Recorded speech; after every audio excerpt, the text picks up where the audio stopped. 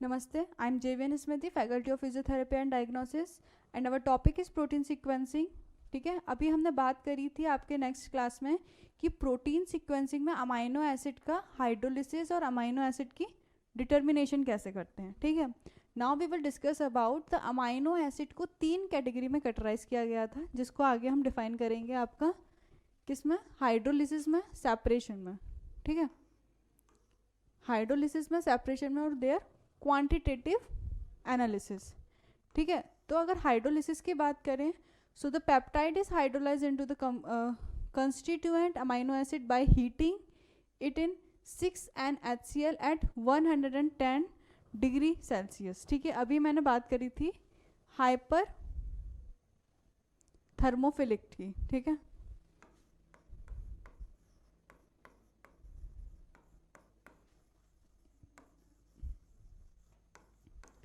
Hyper thermophilic वो चीज़ होती है जो आपकी एक्सट्रीम टेम्परेचर पे भी प्रेजेंट होता है.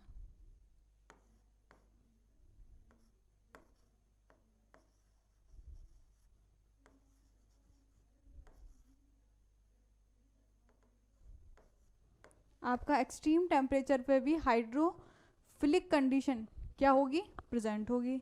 ये आएगा 24 आवर अगर मैं इस अमाइनो एसिड को, ठीक है, रखूं विद टेम्परेचर 110 डिग्री सेल्सियस, तो उसकी हाइड्रोलिसिस क्या होगी, उसकी हाइड्रोलिसिस हो जाएगी. मेनली जो रिएक्शन होगा आपका वो किस में निकलेगा, ये आपका कंपोजिशन में होगा Cl negative and H positive. ठीक है, आपका अमाइन ग्रुप इसमें डिफाइन होगा. ठीक है, ये होगा आपका, ये बेसिकली होगा आपका अमाइनो एसिड सीक्वेंसिंग का हाइड्रोलिसिस पार्ट. ठीक है, सेपरेशन मेनली हम क्या करते हैं, सेपरेशन करते हैं अपना प्रोटीन का, is done by chromatography, dialysis etcetera. Second जो सेपरेशन थ्रू आती है उसको सेपरेट किया जाता है अकॉर्डिंग टू क्रोमेटोग्राफी. अब मैं क्रोमेटोग्राफी की बात करूं तो ये टेक्निक जो है आपकी 2 टाइप की होती है. एक होती है मैनुअली, ठीक है, अगर हम लैब में करते हैं तो मैनुअली किया जाता है. दूसरा आता है by the through of techniques. Techniques के थ्रू हम इसको करते हैं, देयर HPTLC टेक्निक.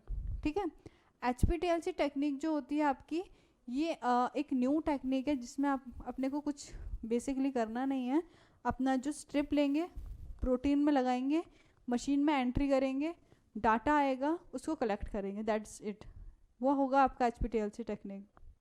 ठीक है, अपनी बैंड आएंगी, आप उसमें कंडीशन डाल सकते हो, ग्राफ चार्ट बन के आएगा, पर ये आएगा आपका HPTLC क्रोमेटोग्राफी में. एक्सपेंसिव है HPTLC टेक्निक, आपकी हर लैब में प्रेजेंट नहीं होगी. ठीक है, अकॉर्डिंग टू HPTLC ये आपकी इजी होती है कैरी करना. ठीक है, कम टाइम कंज्यूम होता है इसमें. ठीक है, मगर जो आपका पेपर क्रोमेटोग्राफी है, पेपर क्रोमेटोग्राफी में क्या होता है, बैंड लाइक स्ट्रक्चर आते हैं. पेपर क्रोमेटोग्राफी इजी है, सबके लिए अफोर्डेबल है करना. ठीक है, मगर इसमें कंडीशन क्या आती है, इसमें सीक्वेंस जो आते हैं आपके बैंड फॉर्म में आते हैं और अकॉर्डिंग टू HPTLC ज़्यादा क्लियर नहीं होता. ठीक है, HPTLC में कंफर्म आपका स्ट्रक्चर आएगा और उसकी जो रीडिंग होगी वो एक एक्यूरेट अमाउंट में निकलेगी.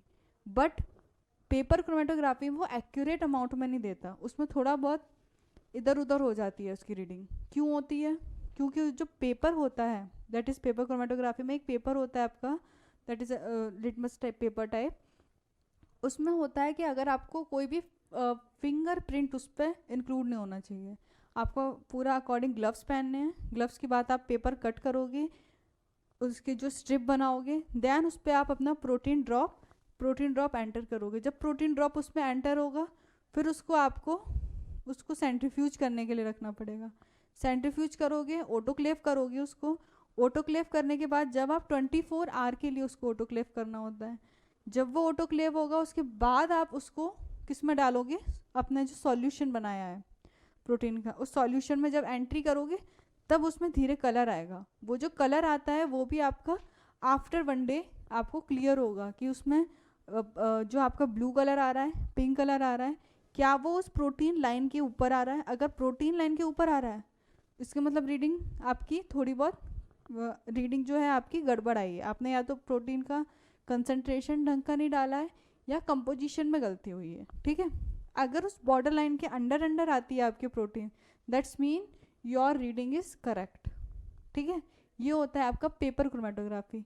पेपर क्रोमेटोग्राफी में टाइम लगता है 1 to 2 days लग जाते हैं रीडिंग आने में।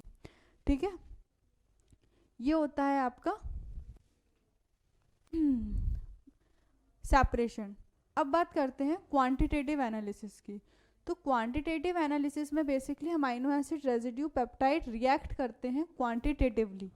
किसमें?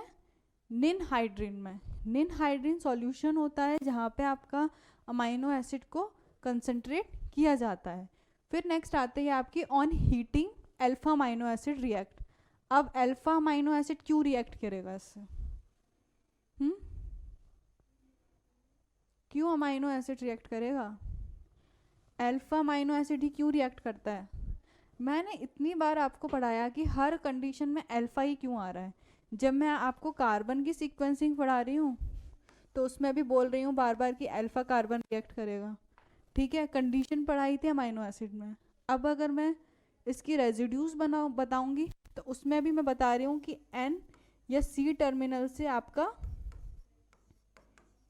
अल्फा कार्बन रिएक्ट होगा। ऐसा क्यों? क्यों हर बार अल्फा कार्बन ही रिएक्ट होता है? या अल्फा, यहाँ पे तो अमाइनो एसिड का रेजिड्यूज है, अल्फा आ गया, क्यों? ऐसा क्यों है कि जब मैं हीट करूँ तो मेरे को अल्फा अमाइनो एसिड ही चाहिए, मैं बीटा और गामा अल्फा अमाइनो एसिड क्यों नहीं ले सकती? क्या वो रिएक्ट नहीं करेगा? क्या वो रिएक्ट नहीं करेगा? दो आपके मॉलिक्यूल्स ऑफ निनहाइड्रिन से बना थोड़ी ना करेगा, वो रिएक्ट तो करेगा, मगर रिएक्ट करेगा आपका बीटा और गामा अमाइनो एसिड, बट वो रिजल्ट नहीं आएगा जो आपका अल्फा कार्बन दे सकता है या अल्फा अमाइनो एसिड दे सकता है, क्योंकि ये आपकी एक बेसिक स्ट्रक्चर है। ठीक है, उसको तोड़ना, डिनेचर करना एंड रीनेचर करना,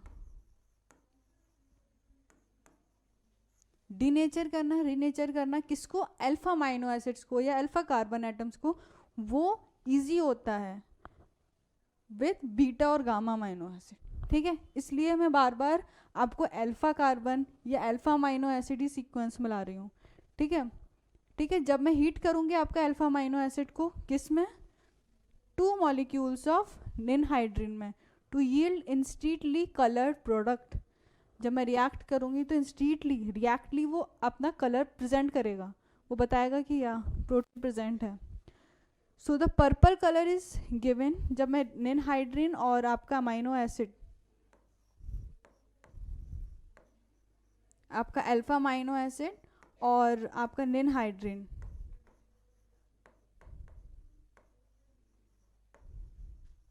रिएक्ट करूंगी तो क्या आएगा आपका? Purple colour, basically purple colour present होगा। ठीक है, so in this test all आपके जो जितने भी अमाइनो एसिड के पेप्टाइड प्रेजेंट होंगे they have free amino acids whereas proline given yellow colour. ठीक है, बाकी अमाइनो एसिड क्या देते हैं आपको? पर्पल कलर देंगे ऑब्वियसली, मगर जो आपकी एक प्रोटीन होगी स्पेसिफिक प्रोलीन, वो देगी आपको येलो कलर रिप्रेजेंट करेगी। ठीक है, तो ये हो गया आपका क्वांटिटेटिव एनालिसिस अमाइनो एसिड्स का। अब नेक्स्ट बात करते हैं व्हाट इज एन टर्मिनल और सी टर्मिनल। ये दो चर्चा की विषय है कि क्या है what is N terminal, amino acid analysis कैसे करेंगे।